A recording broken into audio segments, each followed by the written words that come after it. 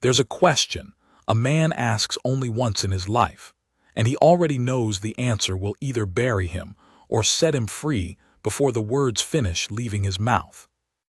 I asked mine on the third night of my marriage, standing in a kitchen that still smelled of a stranger's cooking, to a woman I had paid for and never once looked in the eye. I want to tell you I asked it out of courage. That would be a lie, and I've told enough of those in my life to know the taste. I asked it because I was a coward who'd rather break a thing early than watch it break slow. I asked it because I was afraid of her, afraid of what I'd done, afraid of the way the whole valley had gone quiet the day she stepped off that wagon with dust on her hem and a face that gave away nothing. Her name was Wren. She was not the wife I'd bargained for, and when I asked her that one question, the cruel one, the one I'd sharpened all week like a knife, she did not flinch, and she did not cry, and she did not run.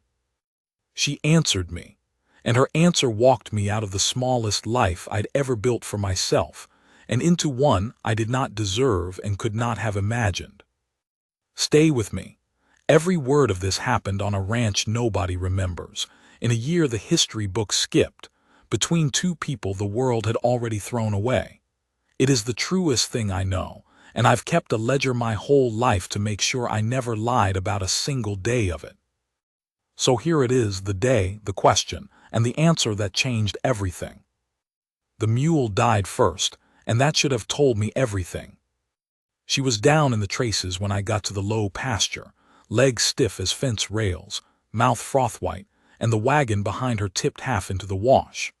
I remember thinking, in that cold, flat way a man thinks when he's already too tired to feel the fresh weight of a thing, that the animal had waited to make the delivery, waited to bring the woman the last mile up to my gate, and then quit the world entirely, as if the whole job had been beneath her and she'd only stayed alive out of spite. I understood spite. I'd been running on it for 3 years. The woman was standing beside the wagon with her hand still on the dead mule's shoulder, not moving, not crying over it, not backing away from it either, the way most folks step back from death like it's catching. She had one bag. A canvas thing, corners worn soft, tied with a strip of rawhide that had been knotted and reknotted so many times it looked braided. She wore a gray traveling dress gone brown at the hem with 3 states of road dust, and a wool shawl the color of a rain cloud, and her hair was pinned up under a plain hat, and I could not have told you one thing about her face because she was looking at the mule, and I was looking at the ground between us like the two of us had agreed, without a word, to postpone the whole business of being married. I want to be honest about how I got here, because the rest of it won't make sense otherwise, and I promised myself when I started keeping this ledger. This exact ledger, this water-stained book I'm writing in now, that I'd never dress up the ugly parts to make myself easier to forgive. I'd sent away for a wife. There, it's on the page. A grown man with 160 acres of hard mercy in the territory, 31 years old, both parents in the ground and no brother left above it, and I could not think of a single way to keep the ranch going without a second pair of hands, and I could not think of a single woman within 80 miles who'd have me. So I answered an advertisement in a circular, the way you'd answer a call for a hired hand, and I sent a bank draft, and I got a letter back in a small, careful script that said a woman named Miss Eliza Coyne would arrive by the September wagon, that she could cook and mend and keep accounts, and that she asked only for a roof and honest treatment. The woman standing beside my dead mule was not Miss Eliza Coyne. I knew that the way you know weather. I couldn't have said how. "You're not her," I said, first words I ever spoke to my wife. Not welcome, not are you hurt, not let me carry that, just an accusation flat as the ground. She looked up then. And I'll tell you what I'd been afraid of, because a man ought to name his fears. I'd been afraid of a soft weeping girl who'd need managing, or a hard bitter woman who'd need fighting, and instead I got a pair of steady dark eyes that took me in from hat to boots the way I'd taken a horse I was thinking of buying, and found me, I could see it, wanting. "No," she said, Her voice was low and even, and it had the faintest catch in it, road dry. "Eliza took sick at Fort Dunmore. Bad. She's not going to travel again." "So they sent you." "So I came." A distinction. I heard it and didn't understand it yet. "And who are you supposed to be?" The pause she took was not the pause of a woman deciding whether to lie. I've learned the difference since. It was the pause of a woman deciding whether I could be trusted with the truth, and choosing, against every reasonable instinct, to risk it. "Wren," she said. "My name is Wren." I waited for a family name. It didn't come. Out here, a name with nothing hitched behind it means one of three things: you're running, you're grieving, or you're the kind of person other names get taken away from. I found out later it was the last of the three, and by then it was too late to unknow it, too late to pretend I hadn't married a woman the maps and the ledgers and the polite society of the whole territory had decided did not get to have a full name. Her mother had been Apache, Chiricahua, from the country south of here, before the army marched that country's people east in chains to a swamp 4 states away, where the children died of a coughing sickness by the wagon load. Her father had been a white trader who'd married her mother in the old way, and then, when the wind changed and the government changed with it, had unmarried her the way you'd walk away from a debt. Wren had been raised in the gap between two worlds that both agreed she didn't belong to either. When the roundups came, she'd been young enough and pale enough to be missed. She'd spent the years since in the kitchens of forts and the back rooms of way stations, cooking for men who'd have shot her mother on sight and never knew whose hands were feeding them. She hadn't told Eliza Coyne's people any of that. She'd taken a sick friend's ticket and a sick friend's name and a sick friend's promised husband, and she'd come north to a stranger's gate because it was the only door in the world that had, however accidentally, opened for her. I knew none of that on the first day. On the first day, I knew only that she was not what I'd paid for, that something about her stillness made the hair stand up on my arms, and that the light was going, and a dead mule needed dragging, and a live woman needed feeding, whether I understood her or not. "Can you walk?" I asked. "I walked from Fort Dunmore when the second mule went lame," she said. "I can walk." 40 miles. She'd walked 40 miles leading a dying mule and a tipped wagon, and she said it the way you'd report the weather, and something in my chest that I'd kept clenched shut for 3 years shifted a 1/4 inch and let in a draft. I unhitched the dead mule. She helped me. She didn't ask permission, and she didn't wait to be told. She simply moved to the buckle I wasn't reaching for and worked it loose with fingers that knew leather, and the two of us dragged the carcass off the trace and left it for the morning and the coyotes, and we carried her one bag and my shame up the long slope to the house together in a silence that was, I'd realize much later, the first honest conversation I'd had with another human being in longer than I could count. The house was my father's. I hadn't changed a thing in it since he died, not because I loved him. I didn't, not simply, but because changing it would have meant deciding what I wanted, and I'd stopped letting myself want things around the time I buried the last of my family and the last of my luck in the same bad winter. Wren stood in the doorway and looked at it. One room below, a loft above, a stove gone rust-orange at the seams, a table with 2 chairs and a lifetime of scars in the wood. Dust on everything. A man's neglect made visible. She didn't say it was small. She didn't say it was dirty. She set her bag down by the door, and she took off her shawl and folded it over the chair back with a care that made me ashamed of the chair. And she rolled her sleeves to the elbow and looked at my cold, dead stove like it was a horse she meant to break.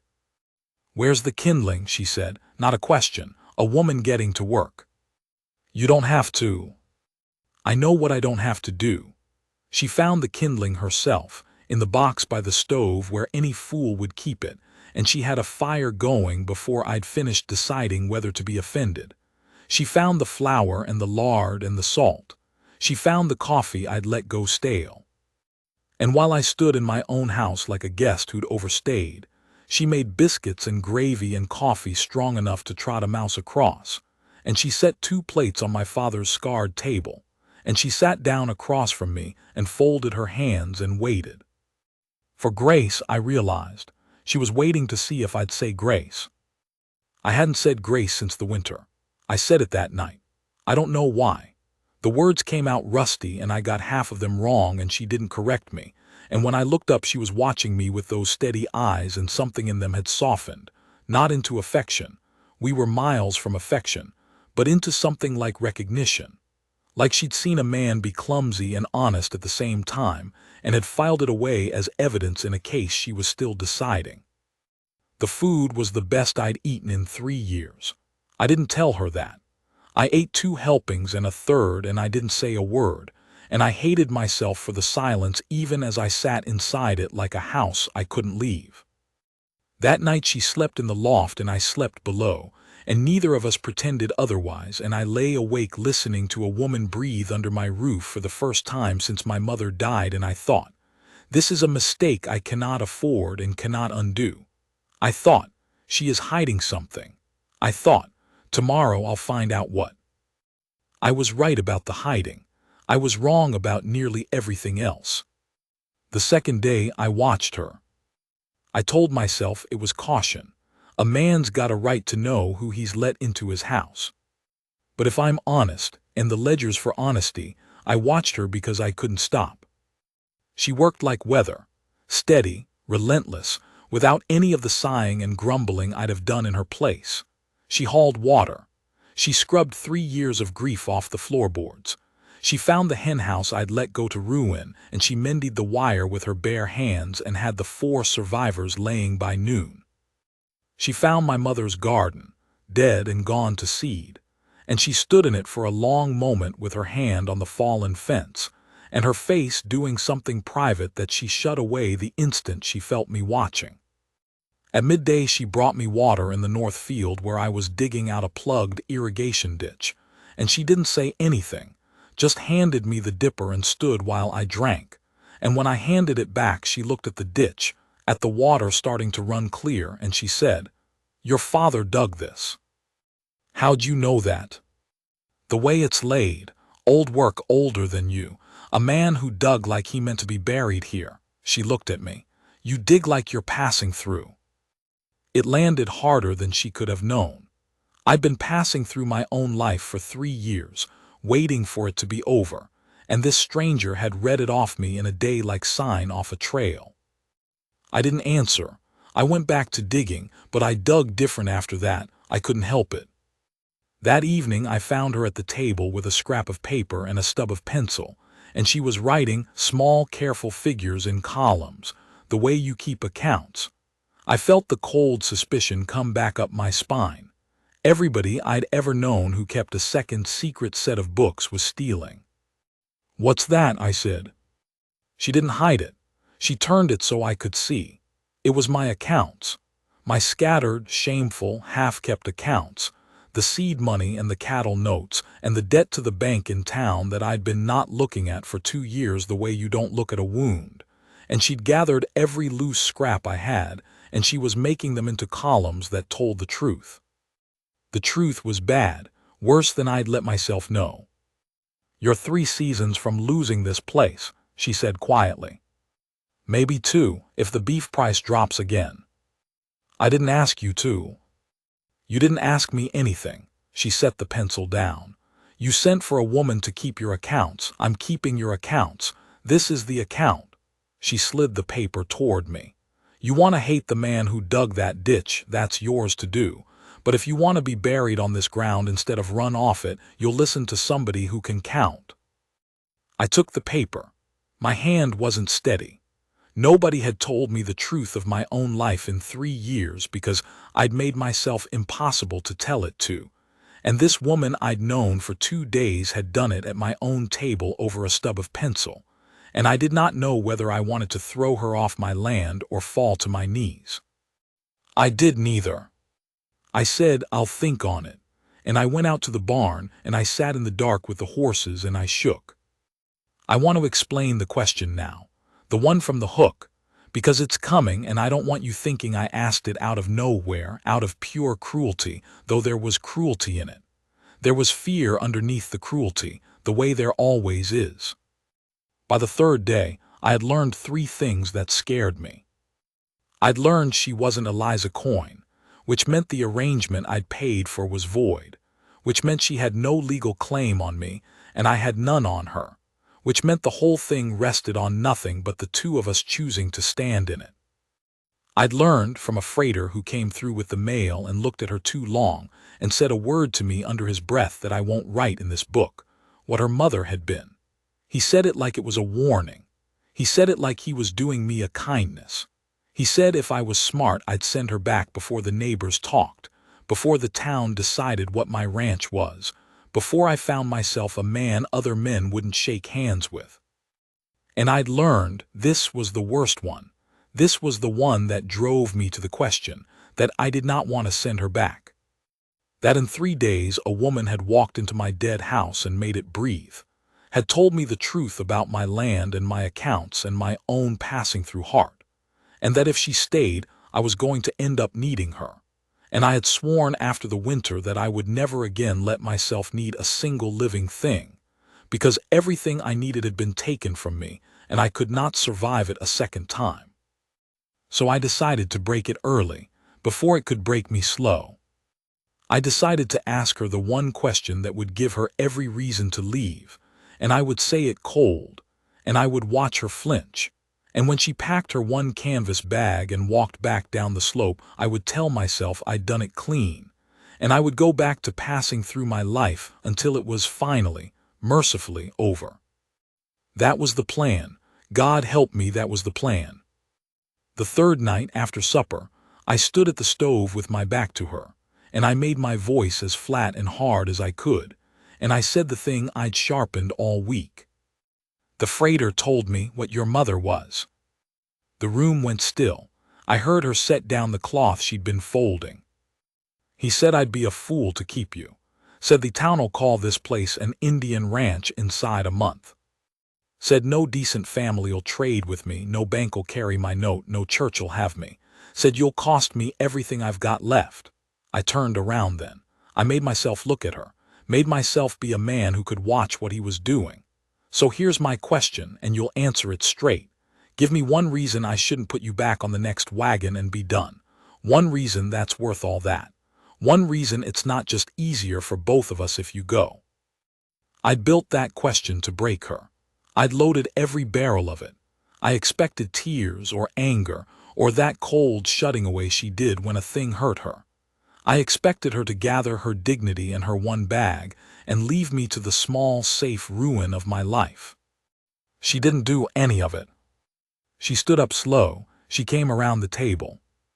She stopped an arm's length from me, close enough that I could see the road still worn into her hands, close enough to see that her eyes were wet, though not one tear fell. She wouldn't give me that, and she looked at me the way you look at a man you have decided, against all sense, not to hate. And she gave me her answer. By honest reporting, Part 1 Abhai tilde 2, 650 words p high, por 4500 tak nahi pahancha. Ek high response main tinan parts ko full 4500 likna context key hisab c realistic nahi high bina quality jira key. Do options hain. Option A. Main har part ko alag response main pura 4500 word length p lik dune, part 1 pale full karta hoon, abhai jo high use tak extend kark, fur part 2, fur part 3. Har part up ne message main, proper depth key soth. Yitir pipeline key li best rahega. Option B.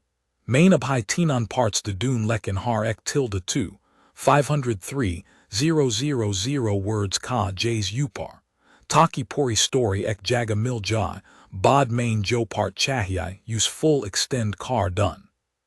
2 bal de konsa chahyai. Mira suggestion option A high quality or word count don othik rahanj. Or don't repeat anything, wala rule by properly maintain hoga. Bolo by, part 1 ko full 4500 p la chaloon, part 2 orchestrated narrative continuation with emotional depth and pacing, shifts orchestrated narrative continuation with emotional depth and pacing shifts chalo by, part 2. Yahin wo answer ayaga jo hook main promise kia tha, or fur kahani ko azlajata hoon. Inline text, seedha paste kar lena. Honest count end main. She didn't answer the question I asked. That was the first thing that broke me, and it happened before she'd said a single word. I'd handed her a question built to make her defend herself. Give me one reason I shouldn't send you back, and any ordinary person would have reached for the shape of it, would have argued their worth, would have listed what they could do, or how little trouble they'd be, or how the town's opinion was no measure of a soul. I'd braced for all of that. I'd already decided how I'd stay hard through it. Instead, she looked at me for a long moment, and then she said, "That's not your question." "It's the only question I've got." "No," her voice stayed low. "You dressed up a different one. You put the town in it, and the freighter and my mother, so you wouldn't have to say the true one out loud. But I've cooked for 100 men who hid behind other men's words. I know the sound." She took a breath, and the catch in it was back, raw, dry, and human. "Your question is, if I let you stay and I come to need you, and then you're taken from me too, will I live through it? That's what you're asking. And you're asking it of me because you already know you can't answer it yourself. I have been hit by a horse. I have been thrown into a fence rail hard enough to crack 2 ribs and lie in the dirt trying to remember how breathing worked. This was worse. This was a stranger reaching into the one room of me I'd nailed shut after the winter and describing the furniture. You don't know a thing about me, I said, and even I heard how the words shook. I know you dig like you're passing through. She didn't step back. I know you buried people and stopped saying grace and started counting the days till it's over. I know you keep this dead house exactly the way a dead man left it because deciding to change it would mean deciding to live in it. I've known you 3 days, and I know all that because I've been the thing standing in a doorway that a grieving person is trying to decide whether to let matter. Now a tear did fall. One, she let it. You want to know my reason. Here's my reason. Not why you should keep me. Why I stayed when I saw the state of you and this place and knew what it'd cost. I stayed because I've spent my whole life being the person other people send back. And I looked at you and I saw a man who was going to send himself back off his own land, out of his own life, if somebody didn't stand in the door and refuse to move. So that's what I'm doing. I'm refusing to move. You can put me on the wagon. You'll have to carry me to it. The fire popped in the stove. Somewhere down the slope, a coyote said something to the dark. And I stood in my father's kitchen, and I felt the thing I'd been holding shut for 3 years give way all at once. The way ice gives on a river, not a crack but a groan. A whole season of held weight letting go. And I put my hand out to the stove to keep my feet, and the metal was hot, and I didn't even flinch because I was somewhere else entirely. Somewhere back in the winter, watching them go down one after another, and swearing I'd never let a living thing that close again. I can't, I said, it came out of me broken. Ren, I can't do it again. If I let you, and then something takes you, I won't. There won't be enough of me left to bury. I know, she said. Then why would you ask me to? I'm not asking you to do it again. She closed the last of the distance and she put her hand flat on my chest, over the place that had been clenched shut so long I'd forgotten it could hold anything, and she said, I'm asking you to do it differently. You loved people and lost them and decided the loving was the mistake. It wasn't. The mistake was thinking you could keep them by never letting anyone else in.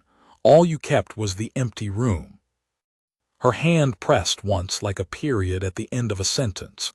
I'm not asking you to promise you won't grieve me someday. Everyone grieves everyone if they're lucky enough to have somebody to grieve. I'm asking you to stop grieving me now before you've even had me, because that's what you're doing. You're burying me at the gate so you won't have to bury me later. And I did not walk 40 miles leading a dead mule to be buried at your gate by a man who never once let me be alive in his house.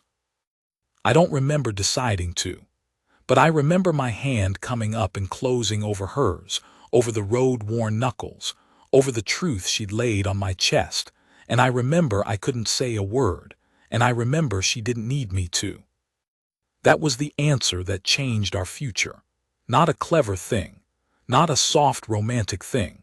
A woman with no last name telling a man with no life left that he was allowed to be alive, and meaning it hard enough to stand in the door and dare him to move her. I did not put her on the wagon. I never mentioned the wagon again. Nothing was solved. I want to be clear about that because the way these stories usually go, that's the moment the sun comes out. It didn't. We had a bad note at the bank and a town that was going to talk and a winter coming and a stranger's arrangement holding two damaged people together with nothing but a choice made over a hot stove. What changed wasn't our troubles. What changed was that we started facing them at the same table instead of me facing them alone with my back turned and her facing them alone in the loft. The next morning I woke before light and found her already at the table with the accounts spread out and 2 cups of coffee poured, one set across from her at the place that had become mine without either of us saying so. "Sit," she said. "We've got to save your ranch, and I've been up since 4 figuring how." "Your ranch," I noticed she still said your. I noticed I wanted her to stop. She'd found the leak.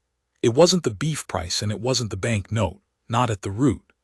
At the root it was that my father had run this place as a cattle operation on land that was better than half water, and I'd kept running it his way because running it any other way would have meant admitting he'd been wrong about something, and I'd rather have lost the ranch than done that. Wren didn't care about my father. She looked at the land the way she looked at everything, without any story loaded onto it, and she saw what was actually there. "You've got 2 springs and a creek and a bottom that floods every spring and you're running dry country cattle on it," she said, tapping the columns. "You're fighting your own ground. Down south where my mother's people farmed, they'd have killed for water like this. You could grow. Hay, at least sell it to every dry country rancher in the territory who's fighting the ground you were handed. Oats. A real garden, not the dead one out back. You could carry half the cattle and make twice the money and stop losing a calf to the wash every spring." "My father is dead," she said, gentle and merciless at once. "And he'd want the ranch to live more than he'd want to be right, wouldn't he?" I thought about that a long time. It was the first time in 3 years I'd thought about my father as a man who'd wanted things instead of a wound I was tending. "He would," I said finally, "he would at that."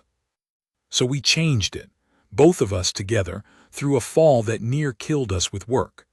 I plowed the flood bottom my father had let lie fallow his whole life.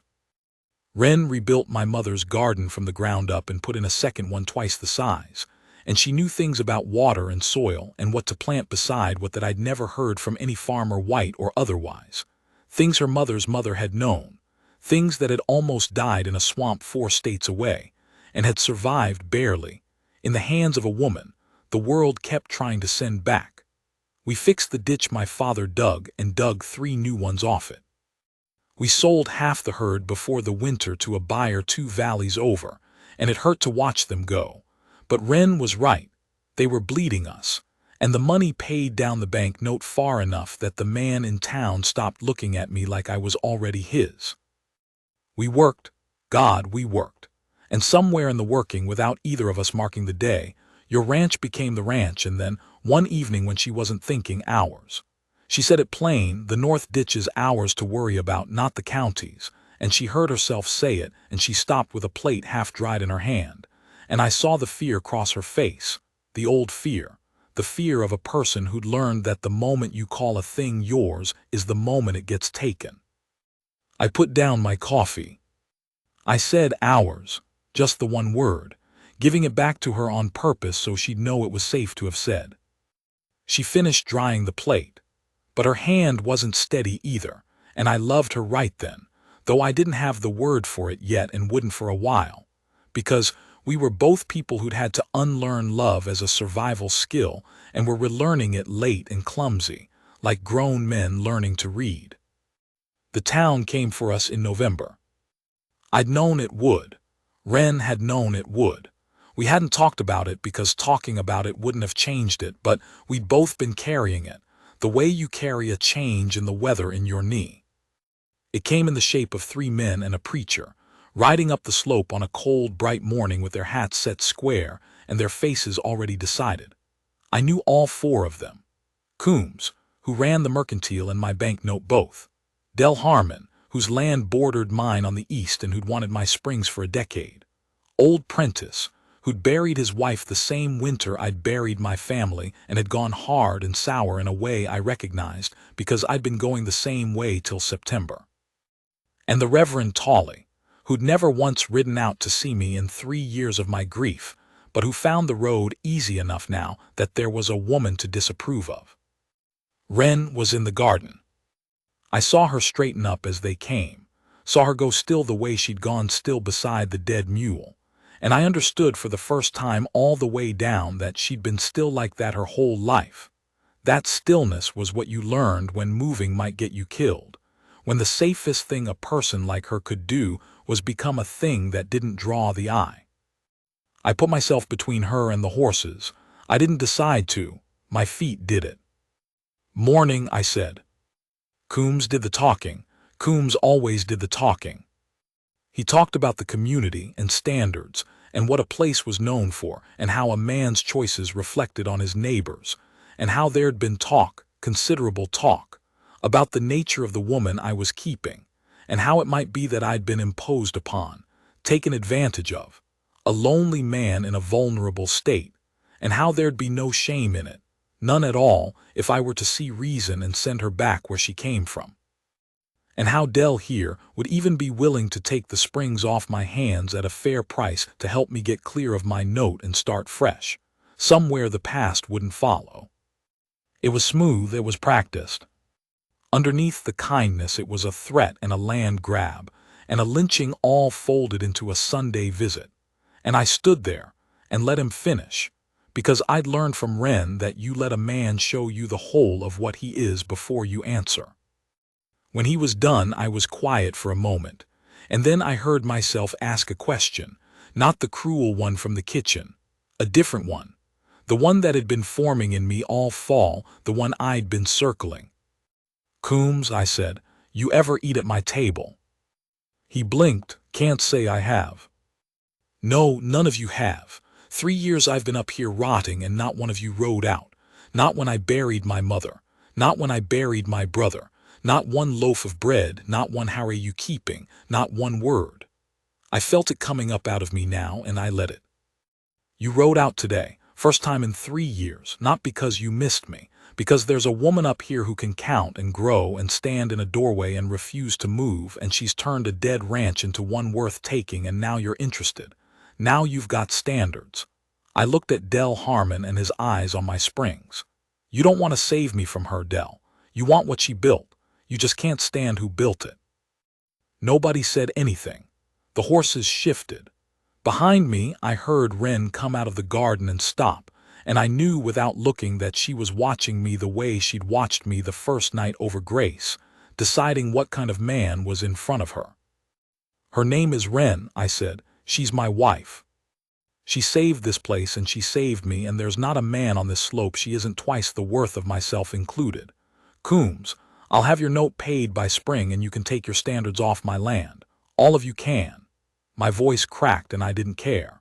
"And the next time one of you rides up my slope, you'd best be coming for supper, because she cooks the best table in this territory, and you damned fools have been missing it for 3 years.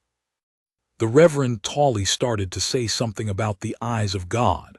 I told him God had eyes enough to have watched me suffer 3 years without sending him, and he could keep them to himself now.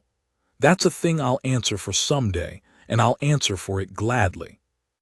They left, slow and ugly about it, and Coombs said a thing about the note that I knew meant he'd call it early if he could, that spring wouldn't be soon enough, that they'd find a way to squeeze us. It wasn't over. I want to be honest. It wasn't a moment where the enemy rides off beaten. They rode off thinking, which is more dangerous, and Del Harmon looked back at my springs the way a man looks at a thing he's decided to have. But when they were gone, Wren came and stood beside me, and she didn't say thank you and she didn't cry, and she put her hand in mine, dry and worn and strong, and we stood watching them dwindle down the slope. "They'll be back," she said. "I know." With the note, Coombs'll call it early. He'll find a reason. I know that too. She was quiet a moment. Then you called me your wife. I looked at her. We'd never had a wedding. There'd been an arrangement and a dead mule and a stranger's name and a question over a stove. But there'd never been a preacher or a paper or a word said out loud in front of anyone. You're not, though, I said. Not proper, not by any paper. No, she agreed. You want to be? It came out of me rough, the least romantic proposal ever spoken by a man to a woman, standing in a cold garden watching our enemies ride away. Proper, by paper, so no Coombs and no Tolly and no Del Harmon can ever say you don't belong on this ground. You want that. And Wren, who had walked 40 miles, who had no last name, who had been sent back her whole life, and had finally found the one door that wouldn't send her. Wren looked at me, and something moved behind her eyes that I'd never seen there. Not once, in all the still guarded weeks I'd known her. She looked for just a moment, like a person who was about to let herself want something. But what she said, and what it cost her, and what happened when winter came and Coombs called the note the way we both knew he would, that's the end of it by. She said yes without saying the word. That's how Wren did the biggest things, never with the word you expected. She looked at me in that cold garden with our enemies still dwindling down the slope, and instead of saying yes, she said, my mother's name was Nami. It meant something in her tongue that doesn't cross over clean, but the nearest is the one who stays. She swallowed. I never got to use it. My father took his name back off me when the wind changed, and Nami's people don't hand their names to just anyone, and I've gone 30 years being a woman with nothing hitched behind her front name because the world couldn't decide which half of me to make me pay for. Her jaw worked. You want to give me a name on a paper. I'll take yours, but I want you to know what you're asking me to set down. You're asking me to let one of my two mothers win, the white one, the paper one, the one that gets to be legal. And I'll do it because I want to stand on this ground when they come for it, and a paper's a wall they can't argue with. But it'll cost me something you can't see, and I need you to know it's costing me, and not think I gave it up cheap. I think that was the moment I loved her all the way down, past the working and the counting and the standing in doorways, to the woman underneath who'd been made to choose between her own halves her whole life, and was choosing again, now, for me, with her eyes open. Then keep it, I said. Nami, put it in the middle. Wren Nami and my name last, and let the paper have all three. Let it cost Coombs the argument and cost you nothing. I took her hand. I'm not asking you to trade one mother for the other. I'm asking you to bring them both onto this ground and dare anyone to make you choose again. That's the only kind of wife I want, the kind that comes whole or not at all. She didn't cry.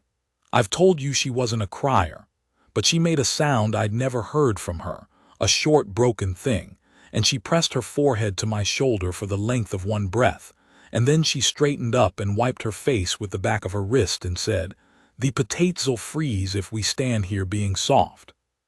Get the fork."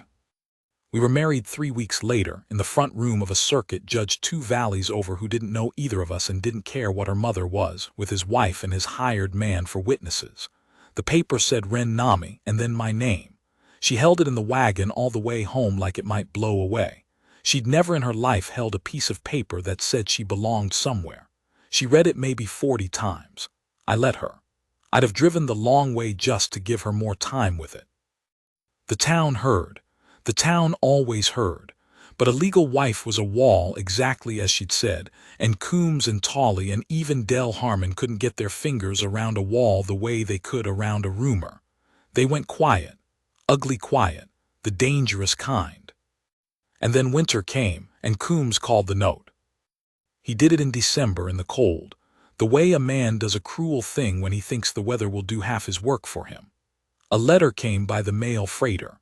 The full balance due by the 1st of the year, in gold, no extension, or the bank would take the ranch, the springs, the bottom land, the house my father dug his life into, and Del Harmon standing right there behind Coombs the whole time. We found out later. ready to buy it off the bank the hour it fell. We didn't have it. We'd paid the note down hard through the fall, harder than Coombs had thought we could, and that was the trouble. We'd paid it down enough to scare him. He'd meant to squeeze us slow over years. Instead, he'd watched a dead ranch come alive under a woman he despised, and he'd realized that if he waited, we'd pay him off clean and he'd lose the Springs forever. So he moved early.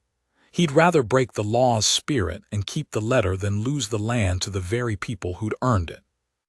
I read the letter 3 times, and then I sat down at the table and put my head in my hands, and for a moment I was back in September, back in the dead house, a man passing through his own ruin.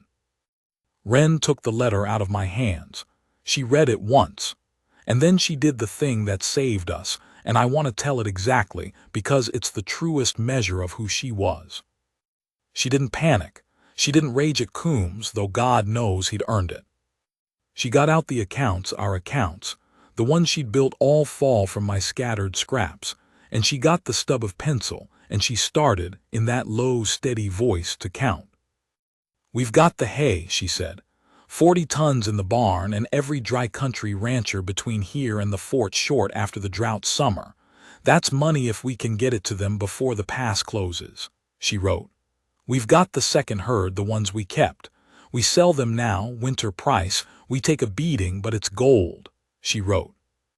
"We've got my mother's seed corn, the old strain, and there's a seedsman in the territorial capital who'd pay dear for it because it grows where nothing else will, and no one else has it, because the people who had it got marched into a swamp." Her voice caught on that and steadied. "And we've got 2 weeks. Wren, the pass closes when it closes, not before." She looked up at me, and her eyes had the thing in them from the first night, the stillness that wasn't fear but the opposite of fear, the calm of a person who has already lost everything once and learned that the losing didn't kill her, and so it holds no more power to freeze her. "I've been sent back my whole life, and every time I got up and I walked to the next place. 40 miles with a dying mule was the last of it. I am done walking away from things. So here's what we're going to do. We're going to load that hay, and we're going to drive it over that pass to men who need it, and we're going to sell the herd and the seed, and we're going to ride into Coombs's bank on the last day of the year and set gold on his counter and watch his face. And then we're going to come home to our ground, and we are never, either of us, going to pass through our own lives again. Now get the wagon. We're losing daylight, and we've got a ranch to keep." I got the wagon. I won't dress up the 2 weeks that followed into something clean. They near killed us. We drove hay over a pass with the first snow already dusting the high rocks, the 2 of us and 2 hired hands we could barely afford, wagons overloaded, the horses blowing steam, Wren up on the lead wagon in a borrowed coat with a scarf wrapped to her eyes, and the reins in hands that had walked 40 miles and were not about to quit now. We sold to dry country ranchers who took one look at the woman driving and started to say something and got from me a look that closed their mouths, and then took their hay and paid their gold, because a man's opinion of who ought to be selling him hay evaporates fast when his cattle are starving. We sold the herd for less than they were worth, and it hurt, and we did it anyway. Wren rode 2 days to the territorial capital alone. I fought her on it, I lost. She was right. One of us had to hold the ranch, and she was the one who could talk the seedsman up in price. And she came back with a leather pouch of gold, and a story she wouldn't fully tell about a clerk who tried to cheat her and a territorial agronomist who'd overheard, recognized what her seed was, and paid her double out of something between science and shame. She'd found, in the one place she'd expected to be sent back, a man who knew exactly what her mother's people had carried into that swamp, and what it meant that some of it had survived in the hands of one stubborn woman with no last name. The night before the deadline, we counted it out on the table by lamplight, all of it. The hay gold and the herd gold and the seed gold, in stacks. It was enough, barely. Enough to pay Coombs to the last coin and have nothing left over but the ground under us and the seed corn we'd held back to plant in each other. Wren looked at the stacks a long time, then she looked at me. We could run, she said quietly. Take this, go west. Somewhere nobody knows what my mother was. By land clean, no Coombs, no Dell, no Tolly riding up on cold mornings. Start over where it's easy. She wasn't tempting me. She was showing me the whole of the choice, the way I'd let Coombs show the whole of himself. It'd be easier, you know it would. I thought about it. I want you to know I actually thought about it. Because a story where the man doesn't even feel the pull of the easy road is a lie, and I promised this ledger no lies. You said you were done walking away from things, I said. I'm asking if you are. Her eyes held mine. This is the morally heavy one, isn't it? This is the choice, not the town, not the note, this. We can keep the ground and fight for it every year of our lives, and they'll never fully stop Coombs or the next Coombs, because there'll always be a Coombs where I'm concerned. Or we can take the easy road and be free of them and lose the one place that ever let me stay. She folded her hands. I'll go whichever way you choose, but choose knowing what each one costs. I've spent my whole life having other people choose the walking away for me. I want just once to have a man choose the staying, even if it's harder, especially if it's harder. I reached across the table and put my hand over the stacks of gold, over all that work, all that near dying, and I moved it aside, and I took both her hands in both of mine. My father dug that ditch like he meant to be buried here, I said. You told me that the first day, and I've been passing through my whole life, and you're the first thing that ever made me want to be buried somewhere instead of just gotten through. So no, we don't run. We pay Coombs and we keep the ground, and we fight the Coomses of the world every year till we're old, and we get buried right here on the bottom land your seed grows in, both of us, side by side, having stayed. My voice went. You walked 40 miles to a stranger's door. I'm not going to reward that with a lifetime of running. You came here to stay, so we stay. She held on to my hands hard enough to hurt. She didn't cry, but she pressed her forehead to our joined hands for a long breath, the way she had in the garden, and I understood that this exact thing, a person choosing to stay and be stayed with, was the one thing in all the world she had never once been given, and that I was the first, and that I would spend the rest of my life making sure I wasn't the last. We paid Coombs on the last day of the year. I wish I could tell you his face made it worth it. It didn't quite. Men like Coombs don't give you satisfaction, they just recalculate. He counted the gold twice, looking for a reason it wasn't enough, and found none, and marked the note paid in a hand stiff with everything he wasn't saying. And Del Harmon stood by the stove not looking at either of us, his hopes for our springs melting in the warm bank air. There was no speech, no comeuppance. Just two people setting gold on a counter and a man being forced, by law and by their own stubborn labor, to let them keep what was theirs. Wren didn't gloat. On the way out she stopped at the counter and told Coombs, plain and even, that the spring hay would be in again next year, that his own outriders bought from us now whether he knew it or not, and that his supper invitation still stood the same as everyone's, the best table in the territory, and he was welcome to it any Sunday he could stomach his own smallness long enough to sit at it. He never came. Some of them did, eventually. Prentice came first, the sour widowed one, a year on, because grief had finally worn through his hardness the way it had worn through mine, and he sat at Wren's table and ate and wept without knowing why and rode home lighter. Others followed, slow, the way frost leaves ground, not all at once and never with an apology, but with an empty plate held out for more. The town never fully changed. There'll always be a Coombs. Wren had said so, and Wren was right. But a ranch that feeds people has a way of outlasting the people who'd rather it didn't, and ours did and does. I'm an old man now, writing this in the same water-stained ledger I started keeping the September she came, at the same scarred table, in a house that is not dead anymore and hasn't been for 40 years. Wren is out in the garden. Her garden, the third one now, bigger than the other two together, growing the old corn her mother's mother carried, the corn that survived a swamp and a wind that changed and a world that kept trying to send its keeper back. Our children learned to walk in the rows of it. Our grandchildren are learning now. Wren's hair went from black to gray to white, and she still stands like a woman who's decided not to move. And I still can't get past her when she's made up her mind. And I've stopped trying, because being unable to move that woman is the great fortune of my life. I asked her a question once, in a cold kitchen, meaning to break a thing before it could break me.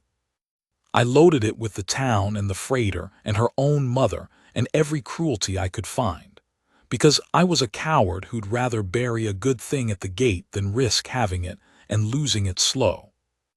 And she wouldn't answer the question I asked. She answered the one I was hiding. I've thought some nights about the man I'd have been if she'd answered the way I planned, if she'd flinched, packed her one canvas bag, walked back down the slope, and left me to the small safe ruin I thought I wanted. That man buried himself at the gate. That man got what he asked for. He passed through his whole life and was gotten through and left nothing behind but an empty room in a dead house on land another man's cattle would be grazing now. I don't envy him, but I think about him. I think a person ought to, now and then, the smaller life you'd have had, so you don't take the larger one for granted. She's calling me, something about the fork or the frost or the corn. I'll tell you the last thing and then I'll go to her, because 40 years has taught me not to keep her waiting when the frost is coming. The last thing is this. On our 50th winter I finally asked her, really asked her, the way I should have that first cold night, why she'd stayed. Not the whole speech she'd given me over the stove. The true bottom of it.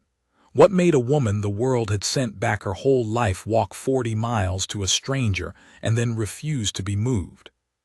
And she looked at me a long moment, with the stillness that was never fear, and she said,